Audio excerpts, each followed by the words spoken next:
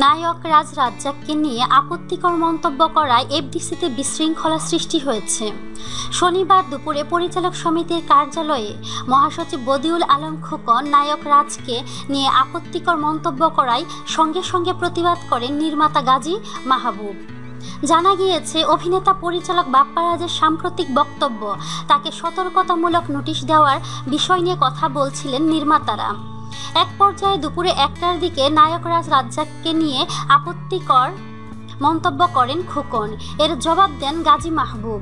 তাতেই ক্ষিপ্ত হয়ে খোকনের লোকজন মাহবুবকে ধাওয়া করে এফডিসি থেকে বের করে দেয়।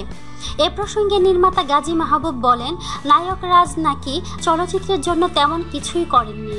রাজলক্ষ্মী কমপ্লেক্স 2 নম্বরই করে নিয়েছেন। খোকন সাহেবের এমন জঘন্য মন্তব্যের প্রতিবাদ করায় আমাকে হেনস্থা করা হয়েছে। তিনি আমাকে এফডিসি থেকে লাথি দিয়ে বের করে দেবেন বলে হুমকি দিয়েছেন। তারপর খোকনের লোকজন আমাকে এফডিসি থেকে ধাওয়া করে দিয়েছে।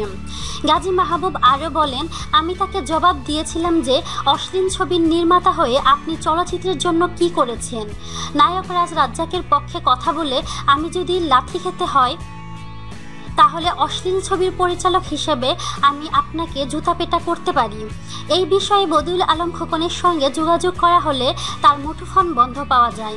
সেখানে উপস্থিত ছিলেন শাহ আলম কিরণ, শাহিন সুমন, শাফিউদ্দিন শাফি, সাইমন, তারিক প্রমুখ। তো প্রিয় বন্ধুরা, আপনাদের কি মতামত তা কমেন্টের মাধ্যমে আমাদেরকে জানিয়ে দিন। আর অবশ্যই আমাদেরকে লাইক, কমেন্ট, শেয়ার এবং সাবস্ক্রাইব করতে ভুলবেন না।